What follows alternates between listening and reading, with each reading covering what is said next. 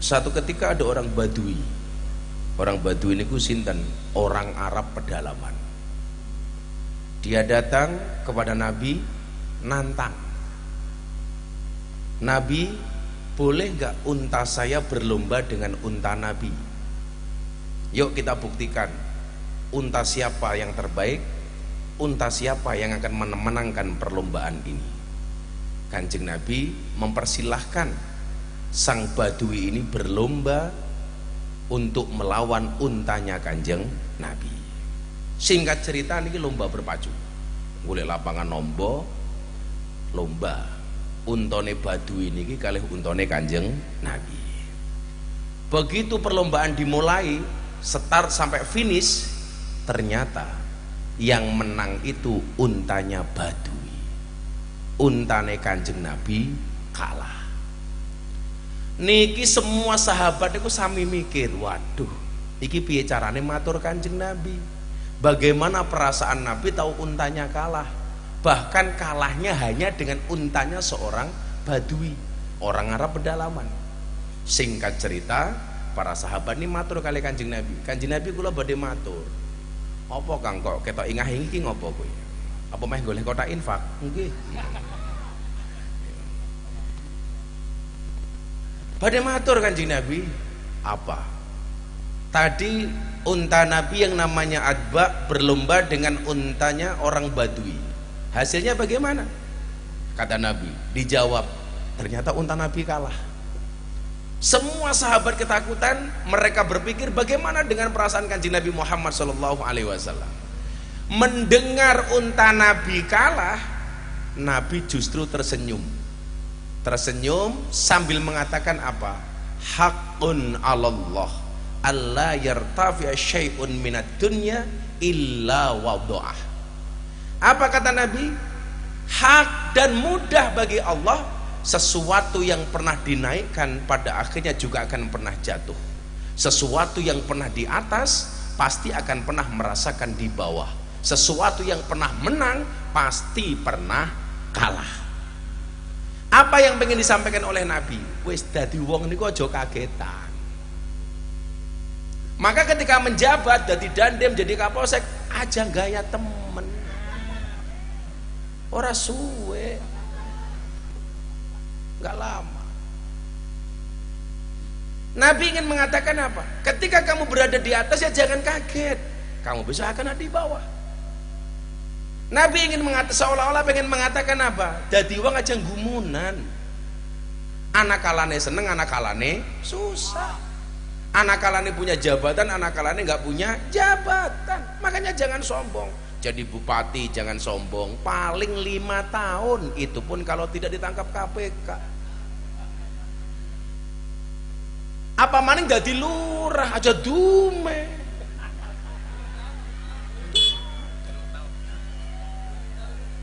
Dari 5 tahun menjadi 8 tahun. Kenapa lurah-lurah itu minta perpanjangan masa jabatan? Karena modalnya durung balik kayak gitu. Saya besok siang ini jam 11 di pondok nerima audiensi dari APDESI, Asosiasi Pemerintah Desa Seluruh Indonesia. Itu datang ke pondok besok siang jam 11. Mereka pengen, Gus, kita komunikasi, apa yang bisa Gus minta bantu untuk kami. Saya datang. Makanya hidup ini jangan kemudian ibu bapak yang hari ini susah aja khawatir. Akan datang saatnya Anda menjadi orang yang bahagia. Amin. Yang hari ini Anda nggak punya uang, tunggu saja, insya Allah besok tetap nggak punya uang. Yakin besok pasti punya uang. Amin. Ini janji Allah. Makanya Nabi mengatakan dengan sangat sederhana, haqqun 'alallah alla yartafi syai'un minad dunya illa wada'ah. Kamu yang merasa hebat, ingat, hari apes itu tidak ada di kalender. Betul? Makanya kalau ada orang apes jangan ditertawakan. Hari ini kalau ada orang apes kamu tertawakan, besok gantian kamu apes akan ditertawakan. Syukur modaro, modarmu kapan? kawus matane kayak gitu. Nah, saya itu berada pada fase itu, maka kenapa saya itu sudah mengurangi banget jadwal ngaji. Saya setiap kali ada undangan ngaji sudah nyari kiai lain saja. Saya pada satu posisi yang seneng kegiatan yang lain. Kula niku sakniki senengane mlaku-mlaku, tour, traveling. Karena Kanjeng Nabi nanti ada ini nyuwun saya mbok makalah napa hadis kula lali. Safiru tasihu. Bermusafirlah kamu maka kamu menjadi sehat. Makanya kok bapak-bapak nyuwun saya kok bojomu ngambekan lesonan. Itu barangkali kurang jalan-jalan.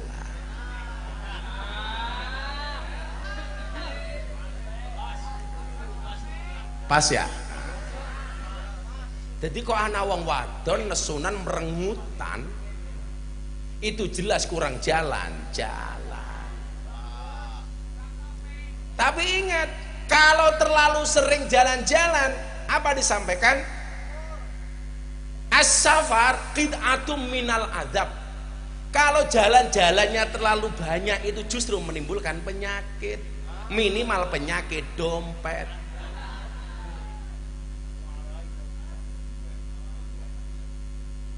Lah kula niku sakniki nembe seneng niku. Dadi lah ada jadwal ngaji ki malah susah. Wong wau kula jam bar maghrib niku bar buka. Kebetulan saat ini pas buka puasa. Saya pas puasa Daud. Ada dokter saya dari Jakarta datang meriksa dengkul saya. Saya itu kan olahraganya senangnya nge-gym sama sepak bola. Kalau saya posisi main bola ini gelandang lah, kalau Pak Lurah gelandangan.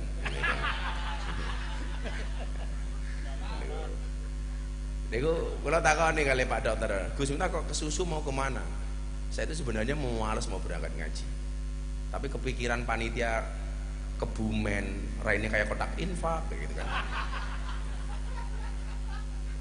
Makanya saya itu kalau bisa ngaji cuma seminggu sekali Pak. Dan panitia nggak perlu repot-repot mikir saya amplop, udah saya lebih kaya daripada panitianya. Nggak usah disangoni, nggak usah diapa-apain. Udah. Bila perlu malah saya sumbang eta. Ya Kiai Suki ya keprimen rangka. Emangnya lurah. Sing bocah hadrah ya langsung hadrah durung ya iya kene temen ya. Jadi bahwa siklus di dunia ini memang seperti itu, kadang di atas, kadang di bawah, kadang senang, kadang susah. Makanya jangan kagetan. Itu ibu-ibu muslimah cari infaknya nanti saja. Kamu juga nggak dapat banyak nggak, santai aja. Jadi kalau orang segini biasanya infaknya dapat berapa? Nggak, saya tanya panitia, kalau orang segini biasanya infaknya kira-kira dapat berapa? 5 juta, 6 juta, 3 juta. Sudah nggak usah nyari kotak infak, infaknya dari saya, tak ganti ya. Ini gue rasa mubeng, ben duitnya jamaah gitu ku es gitu ku jajan, infaknya sing meneh inyong bayak. Lah sangune ki gitu ku tuku baik. Biasanya orang segini dapat berapa juta? 3 juta. Ya sudah, tak kasih infak 10 juta. Udah, infaknya nggak usah mubeng. Masa ke temen bo mubeng 2.000-an,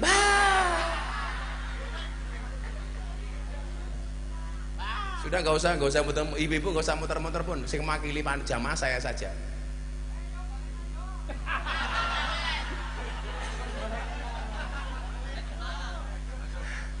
Tapi wis nyemplung ya coba kena ya. Wis kebacut mlebu ditarik mani. Ya matane timbilen.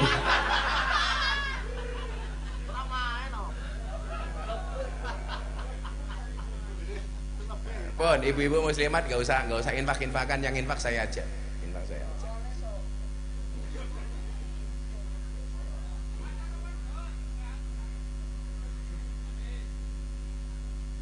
Bakule langsung bengok, matur nuwun Gus, karena berpotensi beli dia gitu. Nah, jadi nyuwun sewu. Karena hidup itu memang ritmenya demikian. Niki nyuwun sewu. Bagaimana kemudian hidup ini diskemakan dengan sistem bahagia?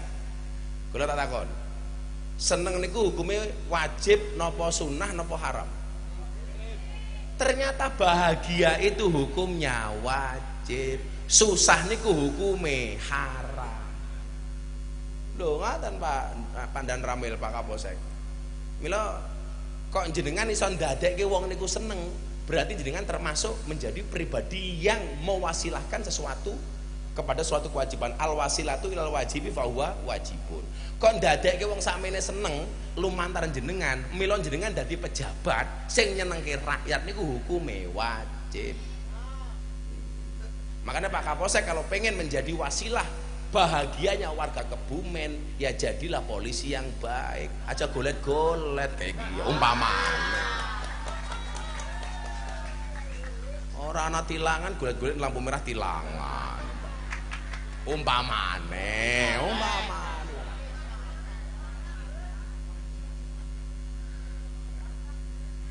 Apa? Vaksin sing wadon merengutan. Salah.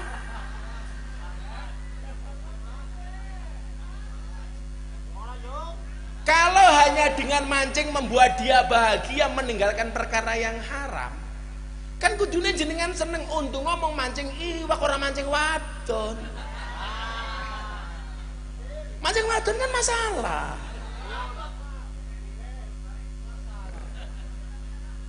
Dan ibu-ibu itu harus paham kenapa laki-laki itu sukanya mancing. Karena laki-laki itu bahasa Arabnya rojulun. Asal katanya sama dengan rijlun. Rojulun ki wong lanang, rijlun itu kaki. Jadi asal kata laki-laki itu sama dengan kaki. Kenapa asal kata laki-laki sama dengan kaki? Karena pada dasarnya laki-laki itu sukanya bepergian, lunga. Jadi suamimu mancing itu sebenarnya bukan mencari ikan, tapi menghindar dirimu dari rumah. Lah diomai baik.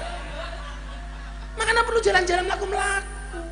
Ya mancing. Kalau niat cari ikan, cukup ke pasar bawa 100.000 dapat ikan 3 kilo. Selesai. Makanya nyon sewu, ibu-ibu muslimat kayak gie, mangkat ngaji, suaminya di rumah. Kira-kira suamimu di rumah seneng apa susah? Seneng. Mas, Inyong mangkat ngaji ya. Oh, kok aku sendirian di rumah? Itu cuman action. Aslinya yes. Pertanyaannya kenapa suami ditinggal pergi, suami istrinya ngaji kok dia seneng? Karena selama ibu-ibu pengajian 3-4 jam di lapangan, suamimu di rumah terbebas dari penderitaan. Seneng. Jadi ngatain nggih, apapun yang menjadikan kita bahagia itu lakukan selama tidak melanggar hukum. Selama tidak melakukan perkara yang dilarang oleh agama. Makanya kalau kita nyuwun sewu, saya sering mengatakan begini, kenapa kok ngaji itu dibuat seneng? Karena saya punya pengalaman, Pak. Orang-orang yang datang ke dunia malam, ke klub malam, ke lokalisasi, itu orang susah apa orang seneng? Orang susah apa orang seneng? Orang susah mencari seneng. Makanya namanya dunia hiburan malam. Karena begitu mereka datang terhibur, menjadikan hatinya senang. Karena kan begitu. Lah, kalau kenapa mereka mencari hiburan di dunia malam? Karena nggak pernah merasa mendapatkan hiburan dari pengajian. Makanya kalau pengajian saja sudah terhibur, mereka nggak mungkin datang ke dunia malam. Cukup datang ke pengajian. Ini kan panitiane jamaahnya seneng, panitiane seneng oleh 10 juta. Inyong dewe ya seneng, akhirnya duitnya manfaat. Sing apa ya ini? Cangkemmu belum disangoni? Durung. Namanya apa namanya ini hadroh musiknya ini? Gending tanpa amplop. Gending tanpa apa? Tanpa aran. Ya sudah, dikasih 2 juta. Gending tanpa aran. Gak jeneng bayar bisa apalagi nyanyi. Udah, ini panitianya tadi 10 juta, panitianya mana? Panitianya 10 juta lurah. Ini bocah hadroh, bocah gending tanpa aran 2 juta. Ini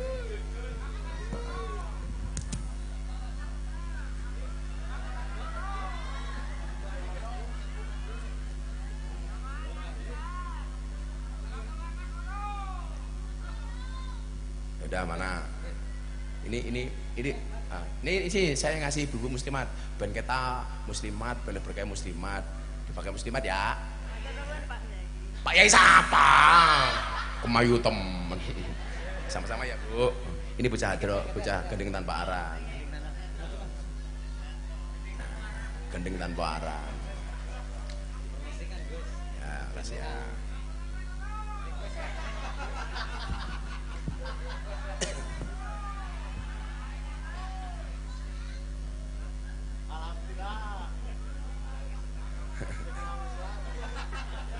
Sing cerewet bakul lemek. Lemeknya durung. Sing takon sapa.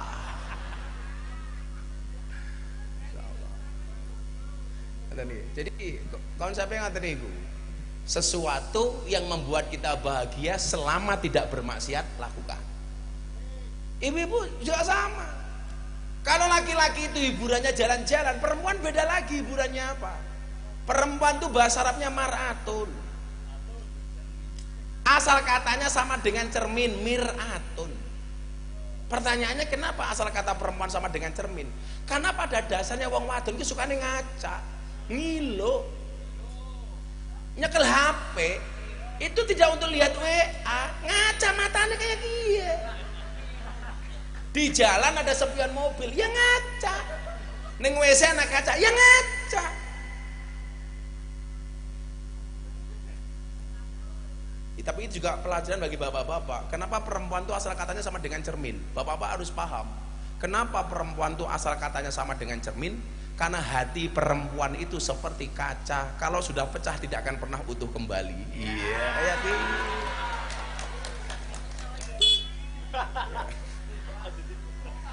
Kayak iya dan kayak gitu. Jangan sakiti istrimu. Istri itu jangan disakiti, diamkan saja, apalagi ya mati.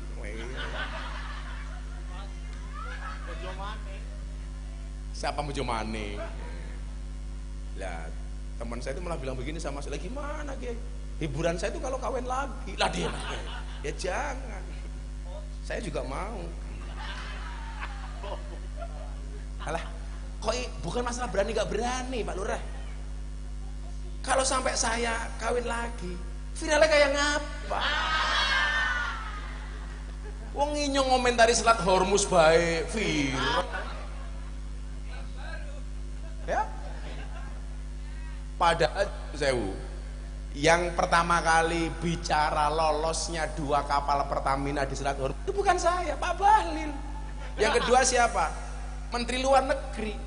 Ngomong Bahlil ora viral, sing ngomong Menteri Luar Negeri ora viral, sing ngomong Inyong viral. Emang Inyong lahir bae wis viral ya. Gini kok. Lakukan apapun selama itu tidak maksiat. Lah, kita juga kadang-kadang ini lupa Bapak Ibu. Banyak maksiat-maksiat kita itu yang kita lakukan kepada orang lain. Baik kepada tetangga, istri kepada suami, anak kepada orang tua kepada anak, bahkan rakyat kepada pejabat dan pejabat kepada rakyat. Contoh ya, santri kepada kiai, itu bisa jadi bermaksiat. Kiai kepada santri bermaksiat. Apalagi ya Allah, saya itu akhir-akhir ini agak ngelus dada. Ada masalah asusila, beritanya dari kiainya kepada muridnya. Insyaallah. Sekarang rame di Jakarta kayak gitu. Apa namanya? Termasuk Kebumen juga ada kan? Kok perubahannya 13? Saya ditanya, saya pernah diguyoni sama teman-teman pondok itu, Gus, kenapa ya sekarang kok banyak kasus-kasus asusila kiai kepada santri? Itu kemungkinannya 2.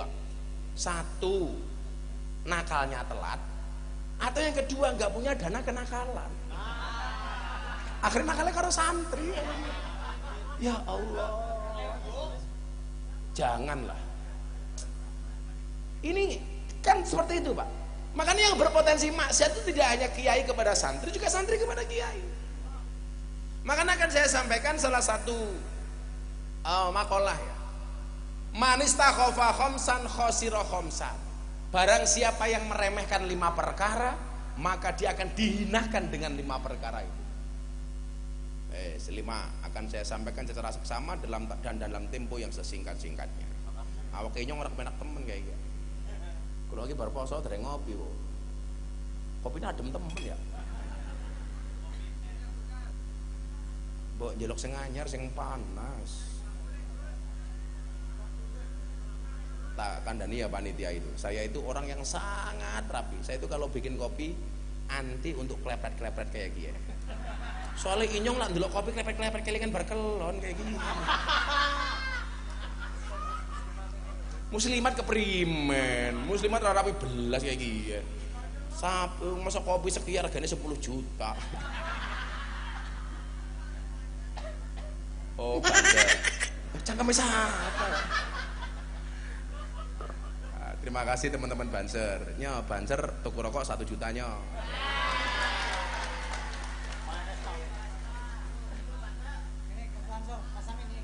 Ya, mana Banser ini aja ini. Oh, ada belakang. Ya udah terima Banser itu aja enggak apa-apa ya. Nanti gitu rokok teman-teman ya. Banser sama TNI ini kira-kira usianya tua mana? Tua Banser. Buktinya apa? Deleng seragame letekem ya. Wis tua soalnya keprimen. Nah, tentara ya anyar-anyar ya.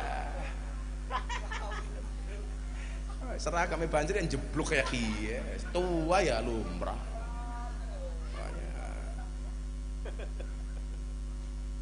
Manis takhofa khamsan khosira khamsan. Yang merugikan, yang meremehkan 5 perkara, dia akan dihinakan dengan 5 perkara. Maka nyuwun sewu, 5 perkara itu kita wajib baik walaupun kelakuannya jelek. Langsung ya. Kita harus baik dengan 5 kelompok ini walaupun kita tidak setuju dengannya. Nih. Walaupun saya tidak setuju dengan muslimat karena kopinya dingin ya tetap saya hargai itu loh. Allahumma kopiannya al-Fatihah.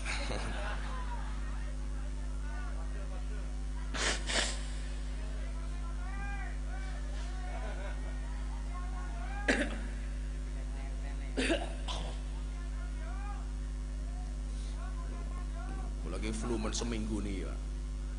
Nah, karu-karuan awake. Apa? Flu kurang apa? Ya kurang kelon tem. Flu kurang apa? Yang nomor 1 nyuwun sewu. Barang siapa meremehkan 5 perkara maka dia akan rugi. Yang pertama adalah manistakhofal ulama khosirad dina.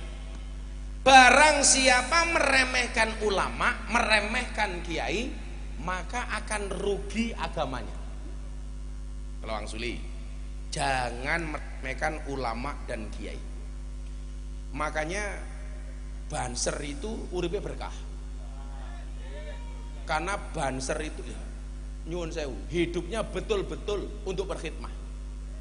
Sekarang yang lagi viral itu Banser ngawal kiai ribu dewi, jadi heboh dewi. Aja bocah-bocah konco-konco Banser ki biasa-biasa wae lah. Saiki ngene lho. Awakmu ngawal kiai zaman saiki karo zaman biyen ki beda. Dulu mau atraksi kayak apapun gak ada yang melihat. Sekarang semuanya di medsos. Makanya konco-konco Banser pas pengajian ruame, ya biasa-biasa, malah jangan sibuk dewi. Nyong mikir apa men kita sibuk rokoknya men ora lali kayak gini ya. Jadi kanca-kanca Banser biasa-biasa. Karena itu nanti justru yang dirugikan ulamanya, kiainya. Barang siapa meremehkan ulama, maka dia merusak agamanya. Ngeten nggih. Salah satu merusak ulama niku menurut saya itu perilaku membanding-bandingkan ulama di medsos. Umpamane ngeten, gawe postingan. Siapakah Gus yang kamu idolakan? Niku nyuwun sewu. Niku ngerusak niku. Niku ngerusak. Aku seneng karo Gus iki, ra seneng karo Gus kae. Akhirnya apa? Terjadi komparasi dan membanding-bandingkan. Kuwi rapi. Siapakah kiai yang paling kamu cintai? Enggak boleh. Siapakah Habib yang kamu idolakan? Siapakah Munsidin yang kamu sukai? Ora usah le. Saya sering mengatakan begini, kamu boleh mengidolakan seseorang tapi jangan pernah menghinakan orang lain. Umpama disuruh milih, idolakanlah yang lain, tolong jelek-jelekanlah saya. Jangan pernah mengidolakan saya dan menjelek-jelekan orang lain. Kula mboten seneng. Soalnya itu penyakit, Pak. Mulai 5 Gus idola, Ya Allah, fungsinya apa? Betul.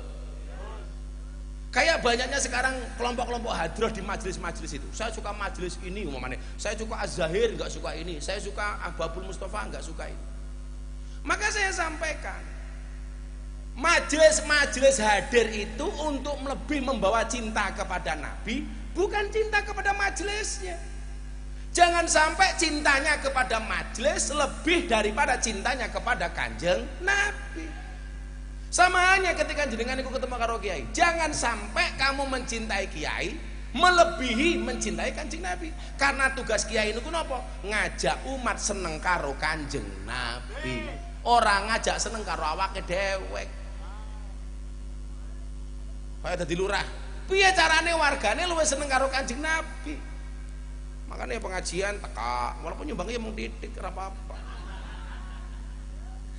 Ya Pak Lurah ya kan pemimpin-pemimpin NU yang legitimit, yang betul-betul ngurusi umat, nggak ribut terus. Kita tuh malu kalau melihat pengurus-pengurus NU itu ribut. Makanya ibu-ibu muslimatnya harus banyak berdoa kepada Allah. Saya meyakini dongane wong wadon ki mustajabah, karena dakwatul mazlum mustajabah, dakwanya orang terdolimi itu mustajabah. Dan saya meyakini kelompok terdolimi itu salah satunya adalah perempuan. Makanya perempuan harus banyak berdoa. Walaupun kata Sayyidina Ali, salah satu karakternya perempuan itu adalah yatadhallamna wa hunna adzaliman. Perempuan itu karakternya adalah sebenarnya mendolimi tapi seolah-olah terdolimi. Sebenarnya menyakiti tapi seolah-olah tersakiti. Sebenarnya pelaku seolah-olah tersangka. Sebenarnya pelaku seolah-olah korban. Wong wadon kayak kiai ciri-cirinya jilbabe ijo.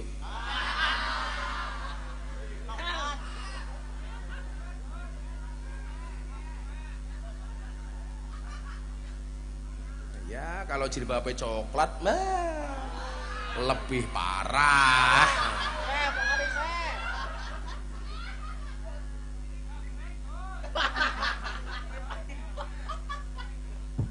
Alladzina yaj'aluna ulumahum litaqarrubihim ilallah. Siapapun yang menjadikan ilmunya dekat dengan Allah. Makanya ngeten Pak, kenapa kok saya itu sekarang udah nggak mau nerima apapun dari pemberian panitia dimanapun. Soalnya kulo niku wis rumangsa, bukan masalah itu. Kan kemarin rame gara-gara ada itu medsos, Gus Miftah mengeluarkan zakat 6 miliar, berarti uangnya banyak banget. Oh, kulo syukuri alhamdulillah. Tapi faktanya begini, saya itu orang yang berani mengeluarkan zakat 1 miliar walaupun uang saya hanya 1 miliar. Saya berani mengeluarkan 5 walaupun uang saya cuma 5. Itu yang membedakan antara saya dengan yang lain. Jadi tidak kok kemudian saya mengeluarkan 6 miliar itu karena uang saya banyak banget, boten. Karena saya orang gila sedekah. Takana bocah-bocah gemilang. Sing wingi open house teng pondok niku Pak 2 hari. Hari pertama saya terima tamu 5.000, hari kedua saya terima tamu 7.500. Niku pun kula batesi. Jadi 2 hari itu tamu saya 12.500. Alhamdulillah, semua sing teko niku kula sangone kabeh. 12.500 ping 50.000. Dadi kula niku ngentokke 625 juta 2 hari. Napa kula sugih? Mboten masalah sugih, wani apa ora? Niku mawon. Mangan kabeh, wareg kabeh, ngalap berkah kabeh. Buktine napa? Mangan jajan, sing dipangan mboten namung jajane tok, sak rodonge. Digawa mulih. Alasane tabarukan. Iki ngalap berkah apa maling? Kemarok temen ya. Tapi ya mumpung tapi yang seneng-seneng bae.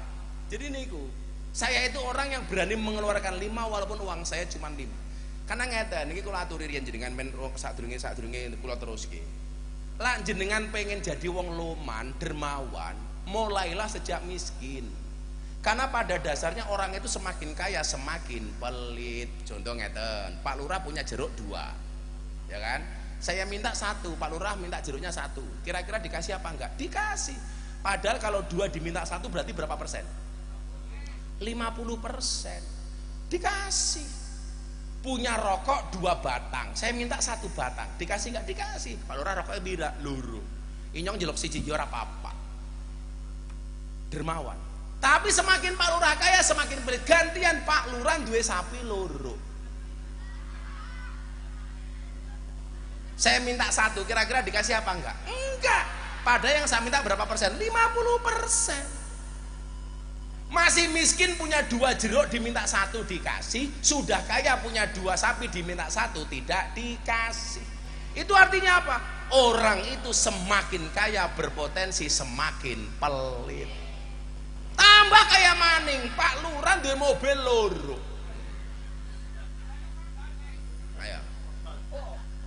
Pak Lurah njaluk mobil siji, enggak bakal dikasih. Itu artinya apa? Lah jenengan pengen dadi wong loma, gampang. Dari miskin. Karena pada dasarnya orang semakin kaya semakin pelit.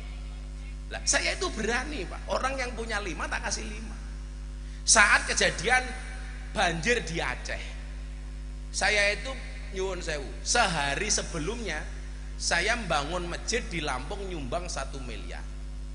Besoknya saya dikasih tahu Aceh sebelah ini butuh bantuan, Bah. Saya tanya sama istri, kamu di rumah masih punya uang berapa? Ada, Bah, masih 1 miliar lagi. Ya sudah, saya sumbangkan. Punya uang 2 miliar, saya sumbang 2 miliar. Jadi kok tidak uang saya banyak, saya berani nyumbang sedekah zakat emas gitu banyak? Enggak, Pak. Itu konsep saya. Maka alhamdulillah dengan konsep seperti itu saya tidak pernah kekurangan uang. Dulu kiai saya Sragen namanya Abah Sarif Hidayatullah, termasuk gurunya Gus Rauf niku. Zaman saya miskin, beliau mengatakan begini, nak, jadi orang hidup itu aja ngitung, aja pitung, aja hitungan, sok bakal gue ra bisa ngitung. Dan ternyata benar. Setiap kali saya dulu wirid, saya nanya sama Abah Sarif itu, Bah, wiridnya apa? Gampang, Lip. La ilaha illallah ngerogoh kantong kayak ke uang. La ilaha illallah ngerogoh kantong kayak ke uang. Itu benar enggak? La ilaha illallah ngerogoh kantong kayak uang itu bener. Yang salah itu la ilaha illallah ngerogoh sakmu kayak aku. Nah, makanya saya mengkritik banyak kiai. Termasuk mungkin saya dulu punya pengalaman yang sama seperti ini, tolong saya dimaafkan. Nopo? Kiai itu penyakitnya satu, Pak. Biasa nerima lupa memberi. Biasa nampak amplop lali ngamplopi. Loh, bener kan? Ini penyakit. Apalagi kan saya banyak bergaul dengan gus-gus yang merasa gus-gus ningrat, gus-gus besar itu. Dia merasa boleh menerima, tapi merasa nggak boleh memberi. Jadi pantas menerima, nggak pantas untuk memberi. Ini penyakit. Makanya saya itu sekarang masih mau ngaji 1-2 lokasi. Saya berharap kalau kemudian di masa lalu saya punya dosa-dosa dengan jamaah, terutama terkait dengan bisaroh dan lain sebagainya.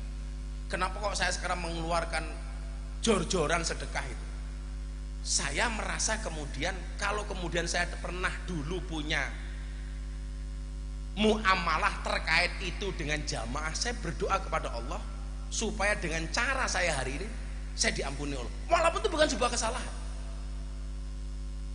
Loh, kita itu kan seringkali membungkus kepentingan dunia dengan agama, Pak. Contoh, ziarah wali, kiai ngajak jamaah ziarah wali. Pertanyaan saya, apakah benar kiai yang ngajak ziarah wali itu karena benar-benar cinta wali? Ora, Pak. Wong banyak di antara mereka yang golek batik.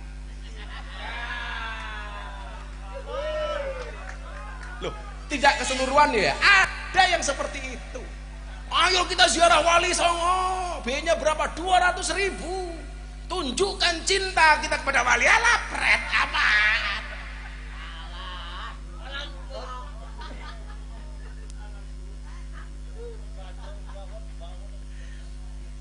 Ya Allah. Tapi nyuwun sewu, walaupun ada kiai seperti itu, nggak boleh diremehkan. Tadi ini loh, manistakhofal ulama khosirat din. Kalau kamu meremehkan ulama, walaupun kelakuannya seperti itu, nggak boleh kamu remehkan.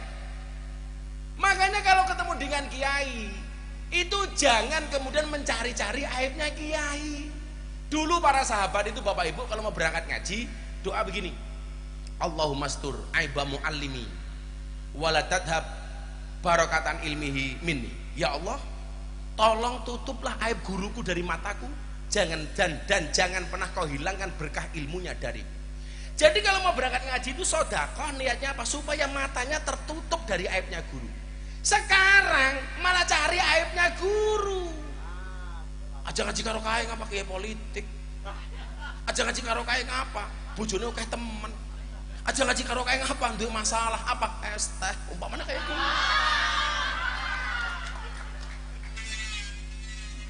Apakah saya susah? Oh, saya bahagia. Wong Gusti Allah niku sugih kok. Saya ngurangi ngaji, justru saya malah lebih kaya. Kenapa? Karena saya fokus kepada bisnis saya. Saya sampaikan kepada istri saya, ini waktunya saya jihadnya bidang ekonomi. Biarkan yang di panggung orang-orang baru yang baru seneng-seneng manggung gitu. Karena saya itu ngaji dari 2012, Pak. Jadwal saya penuh itu dari 2012. Jadi saya dulu tahun 2022 itu mikir begini, satu saat saya akan berhenti ngaji total. Tapi saya ditegur sama kiai saya, jangan. Bahwa kamu mengurangi ngaji, iya, di panggung. Toh kamu juga punya santri di rumah, di pondok. Tapi jangan berhenti total. Makanya kenapa saya masih mau 1-2, Pak. Saya masih ada undangan ke Kalimantan, kemana. Walaupun kebanyakan saya tolak. Saya kan mau datang itu gara-gara dirayu-rayu sama anak-anak gemilang itu. Bah, Kebumen, bah.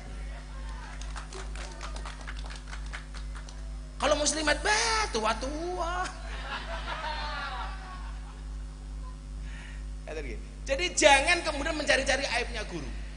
Dan yang kedua, tolong jangan sampai perilaku masyarakat itu lebih menghargai kiai dari luar dibandingkan kiai dari kampungnya sendiri. Niku kula suwun tenan niku. Jenengan niku ketemu kula, ya paling setahun bisa sekali, bisa 2 kali. Tapi kalau ketemu dengan kiai kampung, tiap hari jenengan itu ketemu kiai kampung. Nggih napa mboten? Itu yang jauh harus lebih dihormati dibandingkan sekedar kiai-kiai viral niku nyuwun sewu. Ning kene kiai sapa kiai kampung kayak sing ngurusi wong mati. Mbah Kaum. Anak Mbah Kaume kayak endi wonge? Om, Mbah Kaum. Siapa namanya? Jenenge Kuat. Kuat.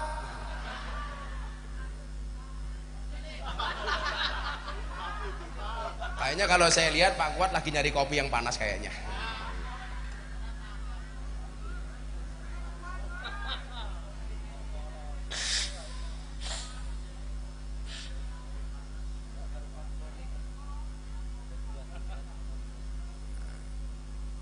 Jadi niku nggih.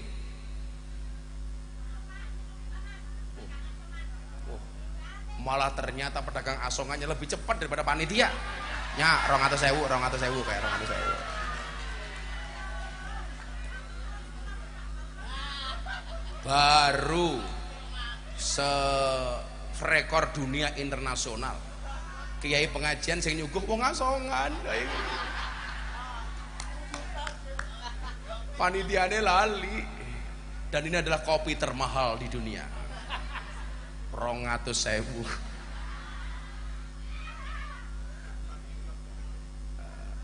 Mudah-mudahan ibu mengalahkan kekayaan juragan Starbucks. Amin. Saya termasuk orang yang setuju memboikot produk-produk yang terkait dengan Israel.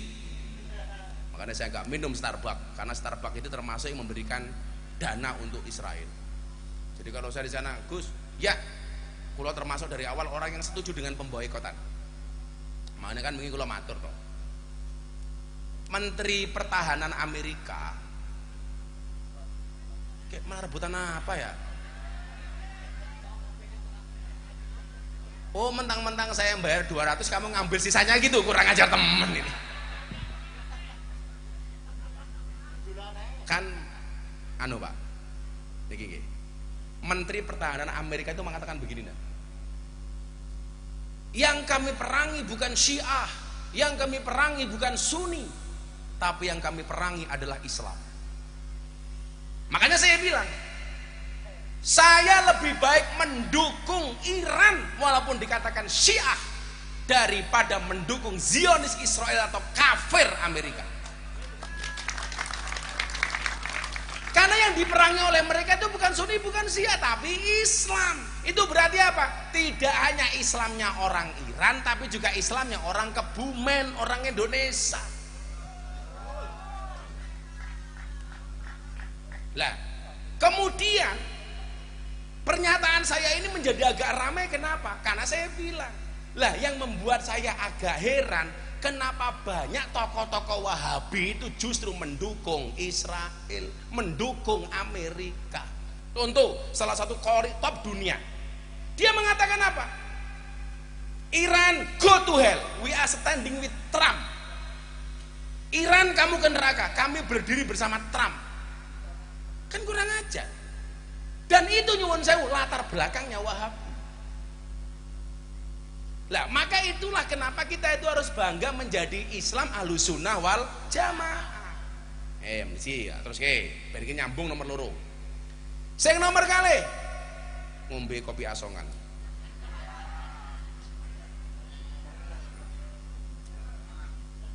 Ya Allah. Kayaknya kalau dirasakan ini kopinya jelas kopi kapal api. Padahal kopi paling bohong sedunia, dibuka kopinya nggak ada kapalnya. Yang bener ya iklan gajah duduk. Dibuka sarungnya muncul gajahnya kayak gitu. Muncul belalainya.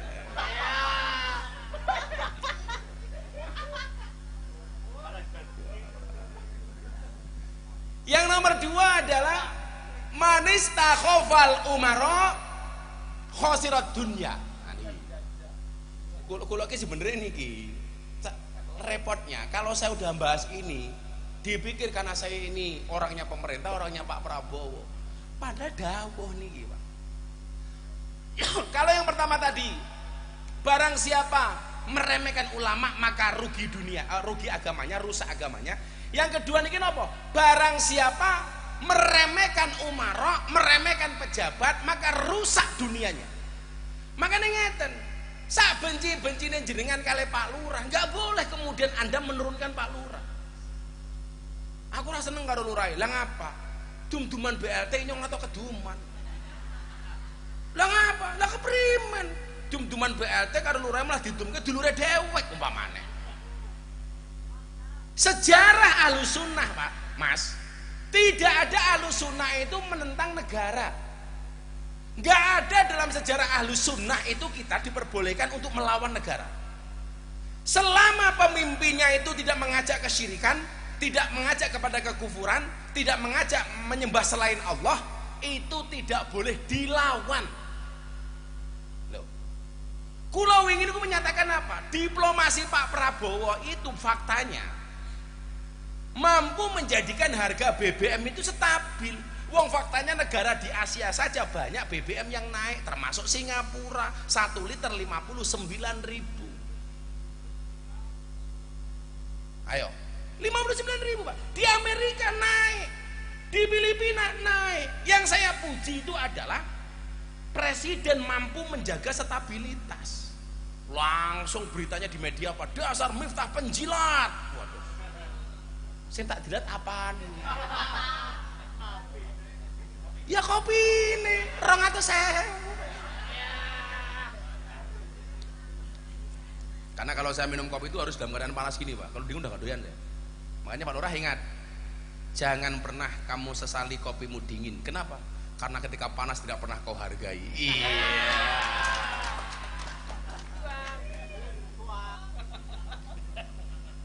Makanya jangan pernah kamu sesali rakyatmu marah. Kenapa? Karena ketika mereka setia, selalu saja kau sia-siakan. Iya.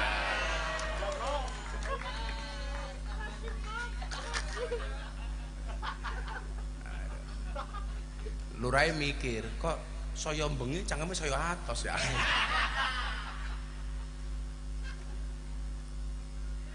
Tapi keren loh. Pengajian wis ora amplopan, kopine gelasnya plastik.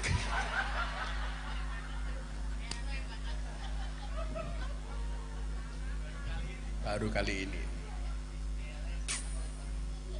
Ini harus diabadikan.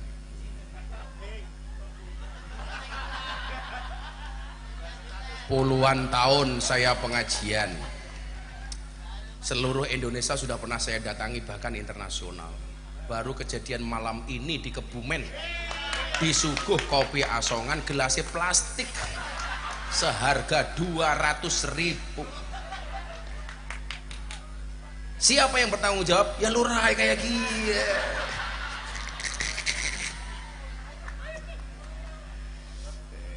Posting viral maning. Ya Pak Lurah. Jadi ngatur ya. Orang yang kemudian memberontak kepada negara atau bugot itu nggak ada dalam sejarah Ahlussunnah wal Jamaah. Maka ngeten, kalau memang kita tidak suka dengan kepemimpinan hari ini, jangan kemudian menjadi provokator untuk melawan negara, bahkan menurunkan pemimpin yang sah. Kayak bahasa beberapa orang itu, turunkan Prabowo atas dasar apa?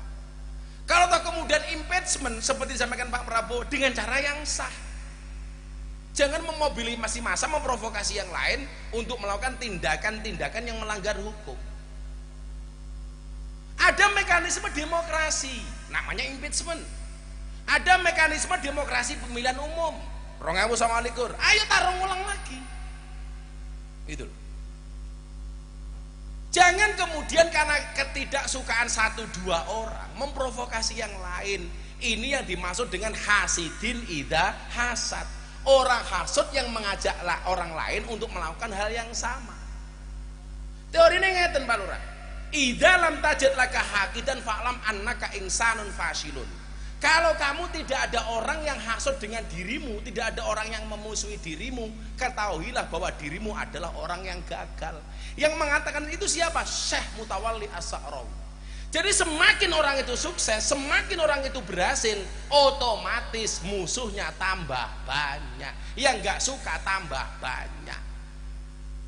Yang nggak suka sama Pak Lurah itu tidak lebih banyak daripada yang tidak suka dengan saya. Kalau orang mengatakan, Gus, warga Inyong ada yang musuhi Inyong. Kamu cuman wargamu. Aku pernah dimusuhi orang sak medsos. Ya apa-apa, terkenal. Orang pisan pindu bola balik. Apa-apa viral. Ngaji di kafe viral, ketemu ngaji di lokalisasi viral, jadi korbuser masuk Islam viral, wayang viral, bagi-bagi uang viral, jenggung kepalanya istri viral, es teh viral. Ya apa-apa. Kopi viral.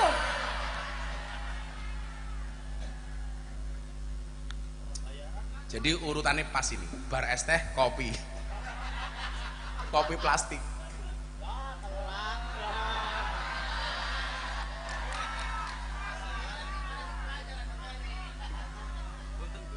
Pencitraan temen ya.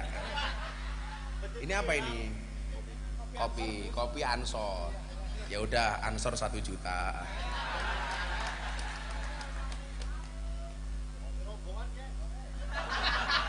Nah, opine juta. Allah, luwih larang saka kopi plastik. Wes tutupe pink, ya Allah, menjijikkan.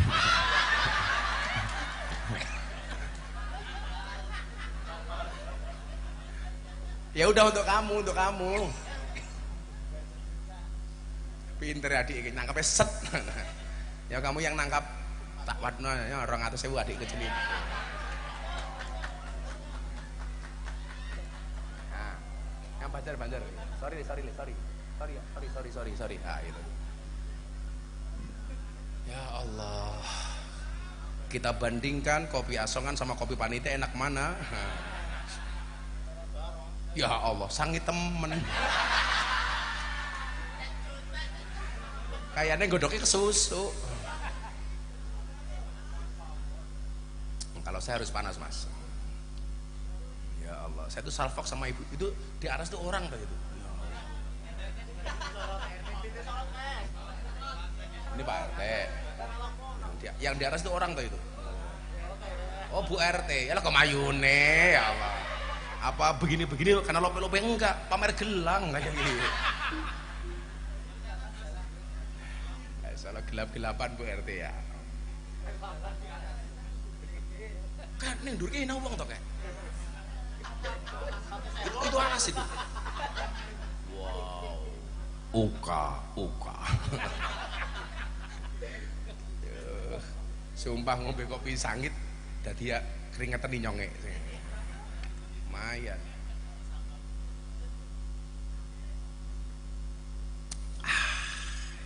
Kopi itu kalau enak bilang kalau istri enak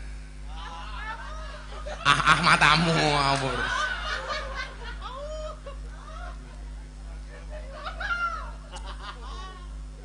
Jadi niku nggih. Kita umpamane berselisih pendapat dengan Pak Lurah boleh, tapi jangan kemudian ada upaya-upaya untuk melawan Pak Lurah. Ya bahwa gak ada lah gading yang tidak retak. Contoh, sebaik apapun kepemimpinan Pak Prabowo pasti ada celahnya. Contoh yang sering saya sampaikan, program MBG itu bagus banget, tapi bukan berarti Pak Prabowo itu anti kritik. Kalau ada yang salah ayo kita kritik. SPPG yang tidak bertanggung jawab diawasi bareng-bareng. Sebagus apapun programnya tetap harus diawasi. Kalau dari dulu saya mengatakan begini, kalau saya sendiri ya, bahwa program MBG itu bagus iya, tapi menurut saya tidak semua anak sekolah itu harus dikasih.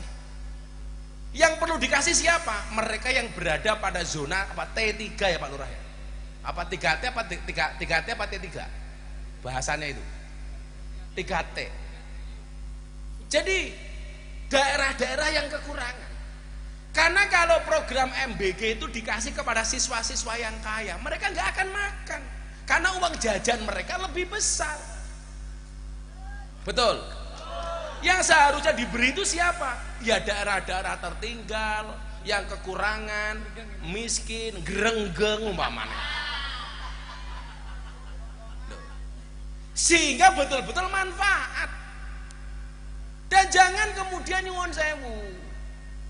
Loh, saya ngomong gini pasti viral. Pasti orang-orang pemerintah juga gak banyak yang gak senang sama saya. Tapi saya pengen membuktikan bahwa pemerintah Pak Prabowo itu tidak anti kritik. Contoh, jangan sampai biaya makannya ini lebih kecil dibandingkan biaya-biaya lainnya umpamanya. Masa begitu rame-rame lagi begini, Pak Presiden lagi fokus kepada sumber daya manusia, gizi anak ditingkatkan. Yang viral apa? Pembelian kaos kaki. Lah apa hubungannya mangan sama kaos kaki? Maksudnya begitu loh. Sehingga isu-isu kecil seperti ini yang dirugikan siapa? Pak Presiden, Pak. Niatnya Presiden itu baik, tapi justru banyak perilaku-perilaku pejabat-pejabat di bawahnya itu yang kurang bertanggung jawab. Loh. Saya selalu punya prinsip Pak Lurah. Saya itu kan orang yang paling getol mengkampanyekan Pak Prabowo, tapi saya punya prinsip wani milih, wani nagih. Saya berani mengkampanyekan masyarakat untuk memilih Pak Prabowo, tapi saya juga berani nagih janji-janji politik Pak Prabowo. Termasuk mengawasi program-program dari Bapak Presiden dan para kementerian. Pak Prabowo itu dikritik habis macam-macam. Beliau menerima. Tapi pejabat-pejabat di bawah ini nyuwun jangan memberatkan Presiden. Urusannya MBG yang diomongnya mau kaos kaki, yang diomongnya mau motor. Sehingga apa? Banyak kemudian kekurang puasan dari masyarakat. Contoh tukang isah-isah MBG itu gajinya lebih besar daripada guru honorer.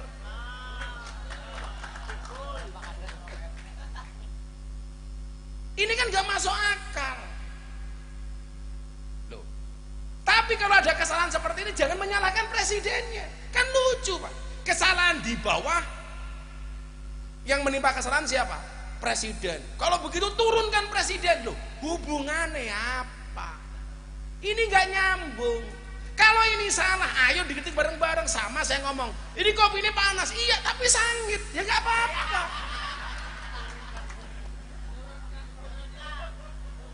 Apa gara-gara kopinya sangit saya bilang turunkan Pak Lurah. Gitu.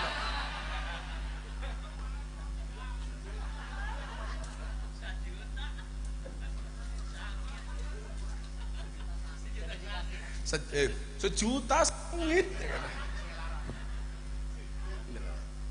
Jadi gitu ya. Kalau dibilang saya selalu pro pemerintah, enggak. Bahwa saya bertanggung jawab atas pilihan politik saya, bahwa saya bertanggung jawab atas kampanye saya, karena saya juga akan dihisap oleh Allah. Itu artinya apa? Kalau Pak Prabowo jadi presiden 5 tahun ini berhasil, saya yakin saya juga dapat jariahnya karena saya mengkampanyekannya. Tapi kalau sampai ada yang salah, saya juga dapat dosanya. Makanya harus adil. Adil itu apa? Wadu'u syai'in fi mahalli, meletakkan segala sesuatu sesuai dengan proporsinya. Itu artinya apa? Kalau benar ya didukung, kalau salah ya dibenarkan, ya dikritik, ya dikasih masukan. Saya tidak membabi buta, Pak. Fair. Bahwa gara-gara kemudian saya dekat secara politik dengan Pak Prabowo, menjadikan orang terbelah, ada yang cinta, ada yang enggak, itu konsekuensi. Ada yang mengatakan Miftah benar, Miftah salah, itu bagi saya konsekuensi. Saya terima. Karena saya tidak bisa menuntut semua orang untuk mencintai saya. Saya akan tetap menghormati kepada siapapun, termasuk yang membenci saya. Kalau dikritik macam-macam, biar apa-apa punya hak. Itu saya bilang begini, bah, ini kritiknya macam-macam. Mbok dilaporkan polisi saja, nggak usah, malah nambah-nambahi pekerjaan. Saya seneng aja kadang-kadang guyon, kayak kemarin ada orang maki-maki saya bahasannya kasar, malah tak posting. Kamu buka di Instagram saya, Miftah, guyon bahasannya. Aku lah tak bocor, viral meneh cangkemku. Jadi yang fair ya. Jadi tidak kemudian ada kesalahan di MBG itu ditimpakan kepada presiden. Sama halnya tadi orang dapur membuat kopi 1 juta kok sangit. Itu bukan berarti kesalahan Pak Lurah. Tapi bahwa Pak Lurah ikut bertanggung jawab itu iya. Tapi bukan berarti jadi alasan untuk menurunkan Pak Lurah. Tak ewangi kayak gitu.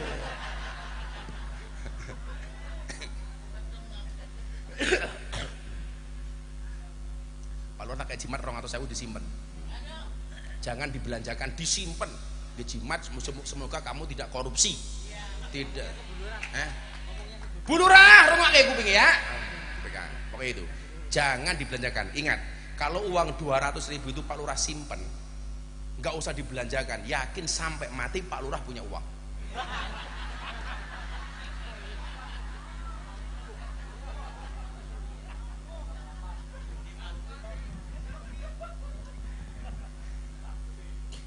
Jadi kalau saya Pak, saya itu udah bukan ada, nggak ada apa preferensi apapun. Sekarang Miftah gini, lewat saya Pak. Saya lewat. Saya nggak ngaji di sini malah diundang ke London. Saya akhirnya berangkat ke London ngisi pengajian muslimat di London sama teman-teman bedah buku di London. Akhirnya saya mampir nonton bal-balan Manchester City lawan Chelsea. Komentarnya apa? Jualan agama. Ya Allah. Saya tak dol apaan nek. Ngaji ning grenggeng wae dirampok. Malah jualan agama.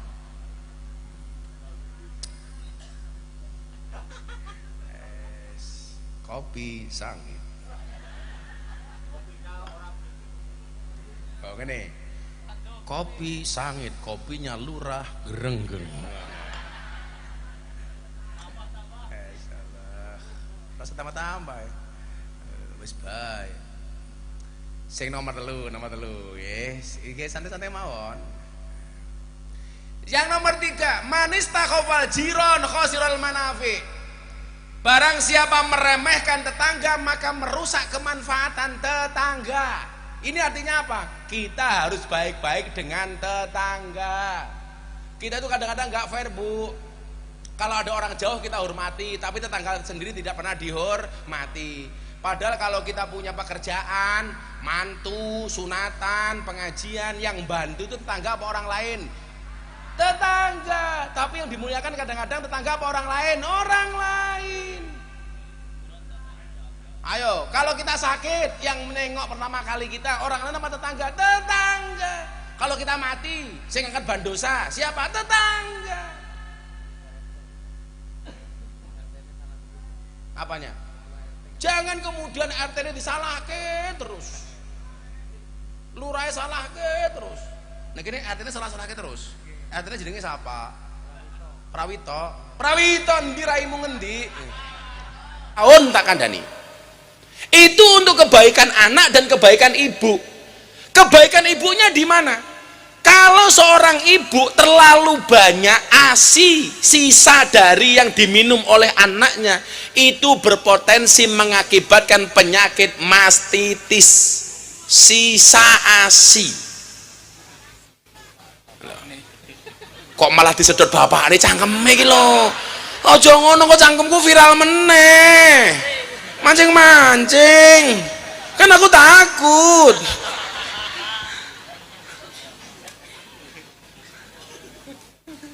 Bunda niku divonis kanker, padahal nyusoni neng Meka niku udah lebih dari 2 tahun. Kankernya itu ternyata dimulai dari apa? Mastitis, pembengkakan sisa ASI. Delala niku terlalu subur. Bunda niku akhirnya kena mastitis 2 tahun, setelah 2 tahun divonis kanker. Itu awalnya dari mana? Pembengkakan sisa ASI. Maka disinilah kemudian pentingnya anak itu dikasih ASI 2 tahun. Ini calon ibu ya, orang tenan nduk. 2 tahun. Ojo gagas bojomu dhisik. Anakmu ki cukup 2 tahun iso disapih, bojomu salah wase urip ra iso disapih. Oh, to Pak Rus? Oh. Iya, pertanyaannya kok Pak Rus wis nyusu kok tetap kuru?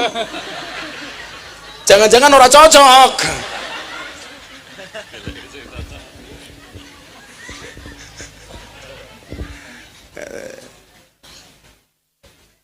Maka ketika anak niku nyusu, apa yang harus dilakukan oleh suami? Menjaga kenyamanan hati seorang istri. Ternyata nyuwun sewu, adem panase ASI itu tergantung suasana hati dan emosional seorang istri. Kok sing wedok iki digawe emosi nesu-nesu, jaluke ora dituruti karo bojone lanang, ngambekan ngamukan, itu berpotensi gentongnya ini menjadi panas. Isine melu panas, kok dikonsumsi oleh anaknya. Apa akibat yang terjadi? Anaknya emosional, gampang nesu, ngambekan, ngamuan. Soale susune niki panas. Mila nyuwun sewu. Kenapa ketika istri menyusui suami itu harus membahagiakan istri? Supaya gentongnya ki adem, isine pas diombe karo anake. Mila para suami ngoten niku. Sing wedok njaluk soto langsung ngene karus. Tambahi, Bu. Apa? Lawe temen iki Pak Rus? Tambahi ayam. Bila perlu jeroan, bila perlu jeroane rempelo.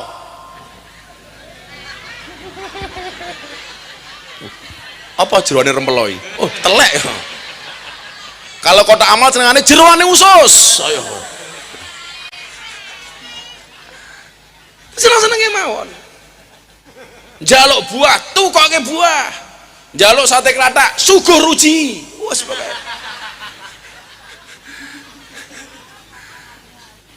Niki wis lho ya dibujuk seneng lho. Pokoke digawe atine ayem. Karena apa? Kalau anak ini konsumsinya sudah tidak benar, apalagi nyuwun sewu konsumsi ibu menyusui dari barang yang tidak halal. Naudzubillah min dzalik. Innallaha thayyibun la yaqbalu illa thayyiban. Allah itu baik dan tidak diterima kecuali hal-hal yang baik. Kalau ibu-ibu menyusui nyuwun sewu, hindari barang subhat apalagi haram. Wong biyen niku nyuwun sewu, ngerti barang kok haram, subhat saja dihindari. Lah wong saniki jangankan subhat, haram apalagi nyuwun sewu konsumsi ibu menyusui dari barang tur. Kelakuan wong Indonesia niku takut haram itu dalam bentuk makanan, tidak pernah takut haram kalau dalam bentuk uang. Kok mangan soto ngene Kak Rus, dadak takon iki dibelah bener apa ora? Ayam wedi. Kayak daging, iki sapi apa babi? Tapi lah diwenehi duit ora tahu takon iki duit apa. Contohnya wong wedok wedi. Biasanya sebulan dinafkahi 1 juta. Kok bulan depan diwenehi 4 juta. Ora tahu takon, Pak, kok okeh men iki duit apa? Ora tahu takon. Tapi lah biasanya 1 juta bulan depan diwenehi 500 takon. Lho, Pak, kok mung 500? Sing 500 gak mau kayak ke bojo sing anyar. Heeh to, Pak Rus? Heeh. Tak takon Pak Rus, sing nyekel duit warungmu kuwi suami apa istri? Alah gayane suami, ora mungkin terus Wong istri sekarang itu sudah pinter mencari uang, jadi dimanapun suami nyimpan mesti ketahuan. Ayo jal wong wedok kuwi lak kowe ombah-ombah bojone bajune bojomu ndelalah ana duwite, kira-kira mau saiki dhewe apa balekke bojomu?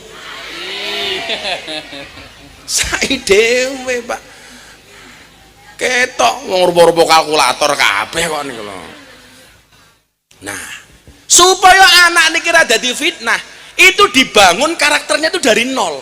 Mila ki lho, takono karo calon bojomu mbiyen nyusuni 2 tahun apa ora? Kok sampai istrinya niki nyuwun sewu konsumsi nih sing haram, sing diombe anake niki nyuwun sewu.